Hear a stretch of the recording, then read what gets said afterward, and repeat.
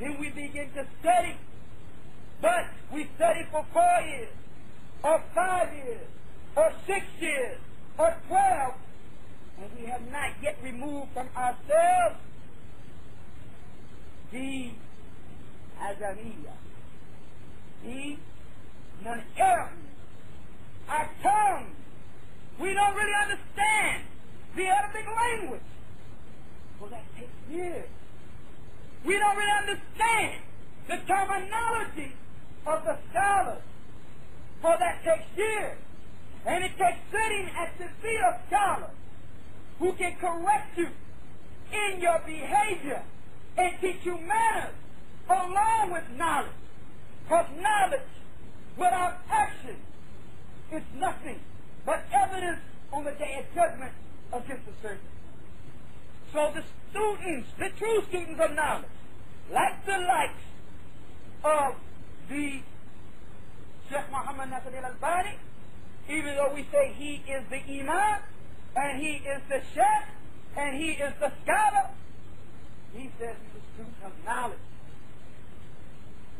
So the one who is Ajami, who is non-Arab in his tongue, and then found Islam, and then began to learn the Arabic language, there's no way in the world, no way under the 7 heavens, that anyone in that situation should be given fatwa, let alone consider himself a student of knowledge. This is the case because as some of the salaf used to say, from the blessing of a non-Arab is that Allah subhanahu wa ta'ala guides into a man of the Sunnah.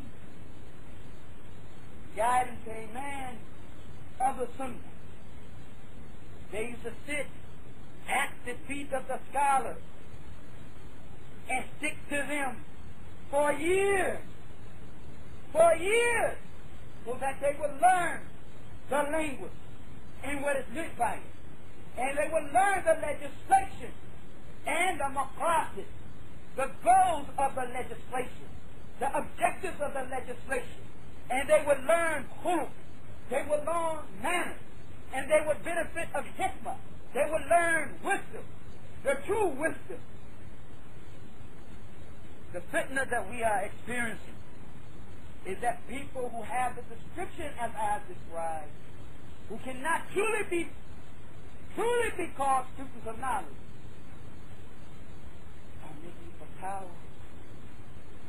are making fatwa, are saying this is halal, and this is haram, and this is sunnah, and this is bid'ah. And take it a step further, they are deciding who is within the fold of Islam and who is outside of it. Who, when they make their ruling of takfir, declaring someone a kafir, or the ruling of tabdeed, declaring someone an innovator, or the ruling of tafsir, declaring someone a deviant, they have assigned that individual, if it's kufr, to hellfire. Who is that daring? Who is that stupid? Who is that ignorant? Who is that ignorant? What has happened in our time is that people who are called du'at, callers to Islam, have been placed in front of the people as scholars. The people come to them and they say, what do you say about such and such?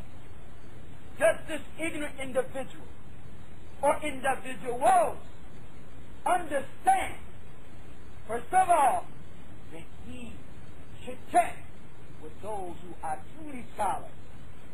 The likes of Abu Abdurrahman Muhammad Nasir al-Albani, or the likes of Abu Abdullah Sheikh Abdul Aziz and Abdullah bin Baz, or the likes of Abu Abdullah Sheikh Muhammad bin Salih al-Zaymain, or the likes of Abu Abdurrahman Sheikh Mukbil bin Hadi, or the likes of Rabi bin Hadi and Madkhali, the likes of them, they are the scholars.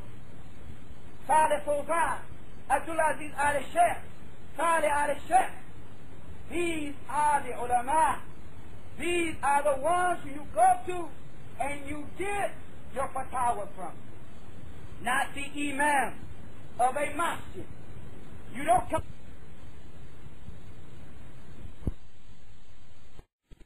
If you go to him for that, because of necessity, his job is to relate to you what the scholars have said. He's naqid. He's a narrator of a fatwa, not the mufti.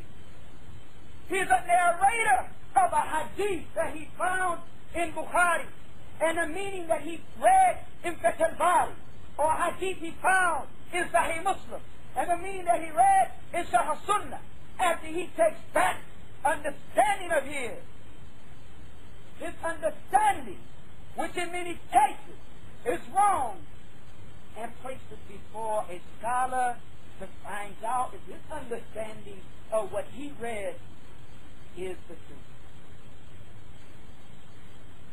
The people who are the audacity to take this level should not remain obscure, for it is obligatory in times of this nature to make them known. They are the likes of Abu Muslim, Abdullaah al-Tawfiq, the Imam of Masjid Rawdatullah, and the likes of Abu Isa, Jamal al-Din Zaraboz, and the likes of Alee al-Kanini, who have placed themselves in front of the Ummah as sources of legislation, while they have no right to do that. Their position should be, Sheikh Nasser said this, Muhammad Salih al-Uthaymeen said this, Abdul Aziz ibn Baz said this, such and such scholar said this. Don't ask me my viewpoint. I am not a scholar. I am not a scholar. I may not even be a student of knowledge. I may not even be a tuwalid, a small student of knowledge. If we take one of these individuals, and we would try to mention one issue from each of them, but subhanAllah, were we to try to go in detail on each of these individuals who consider or have allowed the people to consider them scholars, it would take a very long time. So let's take the one most closest to us, Abu Muslim, Abdullaah al-Tawfiq. He has ruled, made a ruling in 3 major issues, and he has no scholar on the face of the earth to support his statement. No scholar living on the face of the earth to support his statement. And Imam Ahmad ibn Hanbal, rahimahullaah rahmatun wasi'ah, said, Wailik, wailik, woe to you, woe to you. Woe to you to say something and you don't have an iman. Woe to you to say something and you don't have an iman. You don't have a scholar who has said that which is similar to what you said. No scholar to say that which is similar to what you have said. Woe to you, woe to you. Do not say something. Do not rule in the lives of the people. Do not rule in their connection between their Lord without an iman. And don't say the scholars are not known. For the Prophet sallallahu alayhi wa sallam stated, طَائِفَ مِنْ هَذِهِ ummah. There is a group of this ummah upon the haqq, ظاهرين, apparent. Everyone can see them. Everyone knows them. The dunya points their fingers at them. The dunya sends questions to them. They know them. The birds and the bees and the universe know them. You don't know them.